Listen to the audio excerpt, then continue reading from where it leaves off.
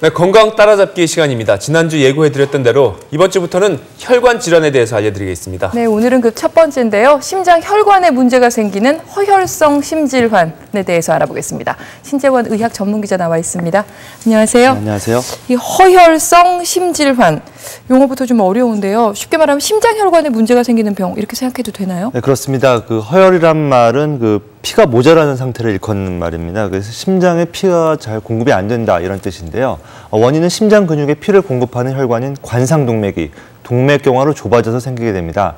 따라서 이제 허혈성 심질환은 다른 말로는 관상동맥 질환이라고도 하고요. 그냥 쉽게 심혈관 질환이라고 부르기도 합니다. 일주일 전 갑작스럽게 가슴에 통증을 느껴 응급실을 찾은 50대 남성입니다.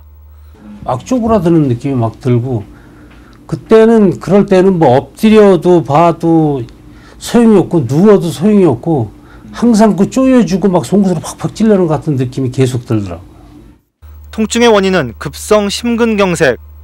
심장에 혈액을 공급하는 관상동맥이 막혀서 심장 근육 일부가 죽는 병입니다.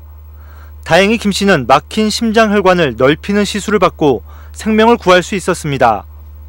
김 씨와 같은 허혈성 심질환 환자는 지난 10년간 3배 가까이 늘었습니다.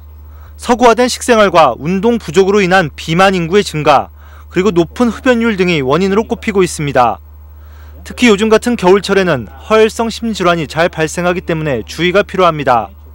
추위로 인해서 혈관의 수축이라든지 이런 게 동반되면은 혈관 내로 가는 그런 산소 공급이 떨어지게 되고, 그 외에 여러 가지 스트레스로 인해서 혈관의 그런 죽상경화가 파열되는 현상이 일어날 수 있습니다. 따라서 허혈성 심질환은 상태에 따라 여러 가지로 나뉩니다. 크게 안정형 협심증과 급성 관상동맥 증후군으로 나뉘는데, 급성 관상동맥 증후군에는 불안정 협심증과 급성 심근경색이 포함됩니다. 안정형 협심증은 운동을 하거나 계단을 올라갈 때 가슴 통증이 생기고 휴식을 하면 통증이 사라지는 것이 특징입니다. 관상동맥이 일시적으로 좁아지지만 완전히 막힌 상태가 아니기 때문에 약물 치료로 조절이 가능합니다. 하지만 급성 심근경색이나 불안정 협심증은 관상동맥을 넓혀주는 스텐트 시술이 필요한 경우가 대부분입니다. 운동부하 검사에서 양성 반응이 나왔거나 또는 흉통이 한 20분 이상 지속된다던가, 또는 심전도상의 변화가 있다던가, 또는 혈액 검사상에서 심장 효소 수치가 증가되는 경우에는 반드시 관상동맥 교환술을 시행받아 보셔야 할 것으로 생각됩니다. 그렇다면 이 가슴 통증 말고 다른 증상은 없습니까? 네, 통증이 주로 이제 가슴 중앙 부위, 바로 이 부분이죠. 중앙 부위에 나타나는데 사례에서도 보셨듯이 조이고 뻐근한 압박감으로 나타나는 것이 전형적인 증상이고요.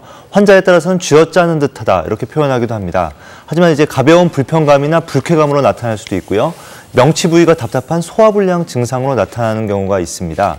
이제 또 숨이 차거나 등이 뻐근한 증상으로 나타나기도 하는데요. 당뇨 환자나 70대 이상 노인에서는 통증 감각이 떨어져 있기 때문에 이런 비전형적인 증상으로 나타나는 경우가 많아서 주의가 필요합니다. 이 협심증하고 급성 심근경색의 증상이 좀 어떻게 다른지가 궁금하거든요. 네, 거의 증상은 비슷한데요. 협심증은 주로 이제 심장에 피가 많이 가야 할 상황, 그러니까 운동을 할 때 통증이 나타났다가 휴식을 취하면 사라지는 경우가 많고, 통증 지속 시간도 대개는 5분을 넘지 않습니다. 하지만 급성 심근경색이 되면 혈관이 완전히 막혀서 심장 근육이 상한 것이기 때문에 휴식을 취해도 통증이 사라지지 않고요. 대개 30분 이상 지속되게 됩니다. 네.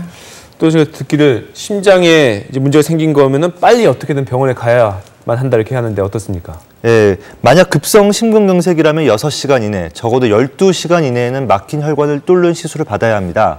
소위 골든타임이란 건데요. 6시간 이내에 받으려면 병원에는 증상이 생긴 지 4시간 이내에는 도착해야 합니다. 여러 가지 검사를 하고 또 시술 준비를 하려면 시간이 걸리기 때문인데요. 급성 심근경색은 아무런 처치 없이 그냥 두면 치사율이 30%가 넘기 때문에 제가 말씀드렸던 증상이 나타나는 경우에는 지체하지 말고 대형병원 응급실을 찾아야 합니다.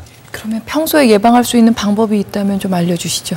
네, 위험 요인을 줄이려는 노력이 필요합니다. 심혈관 질환의 위험 요인으로 잘 알려져 있는 것은 흡연과 고혈압, 고지혈증, 당뇨 같은 만성 질환, 그리고 그에 따르는 비만 등인데요. 채식 위주의 식사와 적절한 운동으로 체중을 조절하고 금연을 한다면 위험을 많이 줄일 수 있을 것으로 생각됩니다. 또 위험이 높으신 분들은 예방을 위해서 아스피린을 매일 복용하는 것도 방법인데요. 부작용이 있기 때문에 혼자 판단해서 복용하시지 말고 반드시 전문의와 상의해서 부작용보다 더 큰 이득을 얻을 수 있는 분들만 복용하시기 바랍니다. 신재원 전문기자 잘 들었습니다.